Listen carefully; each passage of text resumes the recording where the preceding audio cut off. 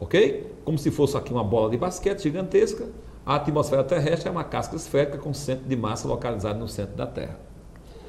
O centro de massa, né, a segunda parte, pode ultrapassar, eu estou falando do armário, tá certo? O centro de massa pode ultrapassar a base de apoio.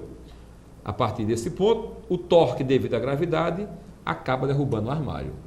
Ou seja, a linha onde está a ação do peso, ela perde a base de sustentação, realizando o que nós chamamos de torques.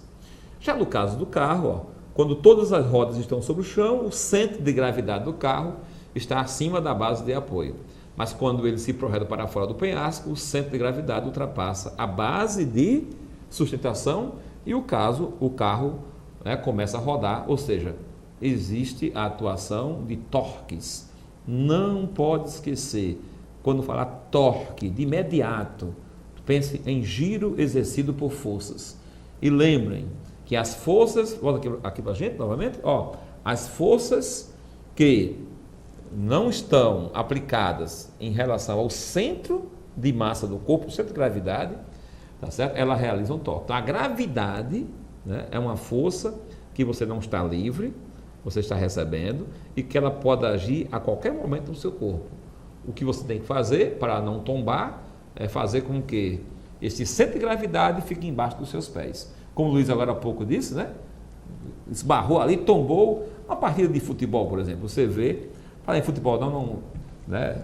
O Luiz está aqui, vai ficar aqui triste, mas o América dele não vai cair não, né, pessoal? Aí está recuperando, né, Luiz? É verdade. Tá certo? Então, numa partida de futebol, de repente, tá certo? O cara bate no outro, colide, olha aí o impacto, colide, quando ele vai caindo, ele já junta o corpo, querendo enrolar o árbitro, né? Porque ele sabe, eu espero que ele saiba, tá certo? Que quando ele está juntando a massa, ele está diminuindo a inércia e com isso aumenta o quê? A velocidade angular. Ele quer passar a sensação para o público, tá certo? Que ele realmente recebeu um grande impacto, não é verdade? Ok, professor Roberto. E lembrando aí, vestibulando, dessa parte de torque, por exemplo, quando você vai trocar um pneu de um carro lá que furou, né? Você pega a chave de roda, você vê que você coloca lá no parafuso e ela tem um comprimentozinho.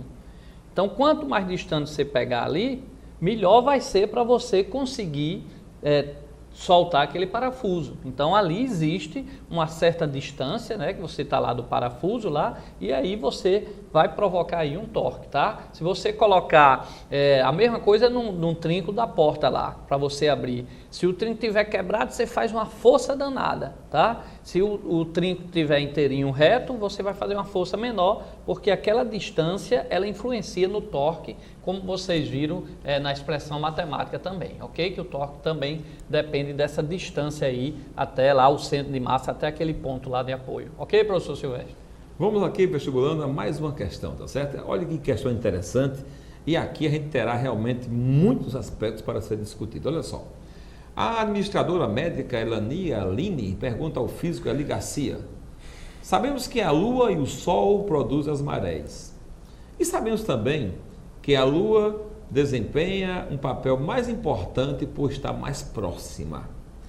Essa proximidade significa que ela atrai os oceanos da Terra com força gravitacional mais forte que o Sol? Olha a pergunta. Essa proximidade significa que ela atrai os oceanos da Terra com força gravitacional mais forte que o Sol? Veja aqui comigo um detalhe importante. Olha só. A Lua, né, está logo ali, né? Vamos imaginar 400 mil quilômetros de distância, tá certo? O Sol está um pouquinho mais distante.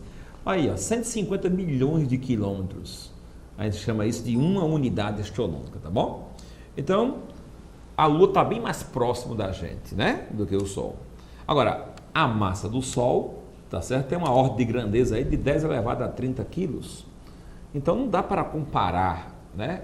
A força gravitacional, ela depende de quê? A força gravitacional, ela depende da massa, do produto das massas dos corpos e da distância que os separa, tá bom? Então, a força gravitacional trocada entre o Sol e a Terra é muito maior do que a força gravitacional, tá certo? Trocada entre a Lua e a Terra, tá bom? Mas por que então a Lua, ela exerce ela tem uma maior ação, né, no que diz respeito às marés. Porque se a força gravitacional do Sol é maior, por que então a gente explica as marés como sendo a ação das luas? Observe o seguinte, enquanto a força gravitacional ela varia com o quadrado da distância, a diferença das forças gravitacionais variam com o cubo da distância. Como assim? Vamos imaginar que sim, você pega aqui uma bexiga, tá certo? Aí você faz uma força aqui, ó. Você achata essa bexiga, tá certo? Pois bem, o Sol, ele faz uma força de um lado e do outro. Essa força, ela praticamente é igual de um lado e do outro. Por quê? Esse diâmetro aqui na Terra é uma coisa desprezível, tá certo? Comparada com o quê? Comparada com a distância da Terra ao Sol. Então, a diferença de força aqui e aqui, tá certo? Ela é muito pequena, levando em conta a força trocada entre o Sol e a Terra. Já esses 12.800 quilômetros, o diâmetro da Terra, comparado com 400 mil quilômetros, já não é tão desprezível como comparado com 150 milhões de quilômetros. Espera aí, calma. Então, acontece que o Sol faz uma força na gente muito maior do que a Lua. Só que a diferença de forças exercida de uma extremidade à outra para o Sol, tá certo? É muito pequena. E a diferença de forças exercida pela Lua é razoável. Então, enquanto a força gravitacional varia com o quadrado da distância, a diferença de forças varia com o cubo da distância. Tá bom? Então veja só. Só reforçando aqui, ó, para cá, vestibulando. Você poderia imaginar, mais ou menos, para entender melhor essa diferença de força que o Sol vai fazer nas duas extremidades da Terra, você poderia lembrar aquele conceito de ponto material e de corpo extenso, tá? Então, a Terra estaria mais próxima aí do ponto material com relação ao Sol. Então, essa distância seria essa atuação da força do Sol nesses dois lados da Terra, né? Você considerando ela aí como um ponto material, você percebe melhor que não teria essa variação toda. Já no caso da Lua, a Terra já seria comparada aí a um corpo extenso, tá? Só para a gente fechar melhor aqueles conceitos iniciais que vocês viram, que ponto material, quando suas dimensões são desprezíveis em relação a outras distâncias, outros fenômenos que você está estudando fisicamente, e o corpo extenso é aquele que ocupa um certo espaço, suas dimensões não podem ser aí desprezíveis. Ok, professor Roberto? Ok. Olha só, vamos ver aqui, tá certo? Vamos aqui na telinha, tá bom? Não, a atração do Sol, né, é muito mais forte, tá bom? Então, não esqueça, tá certo, que a força exercida pelo Sol é muito mais intensa do que a força exercida pela Lua, tá certo? Essa força está variando, ela vai diminuindo com o quadrado da distância. Entretanto, a diferença, né, nas atrações, elas enfraquecem com o cubo da distância, tá bom? Então, voltamos aqui, ó, vamos fechar isso. Não vá dizer, né, que o fenômeno das marés, tá certo? Tem mais influência da Lua do que do Sol, porque a Lua faz uma força maior. Ela não faz uma força maior.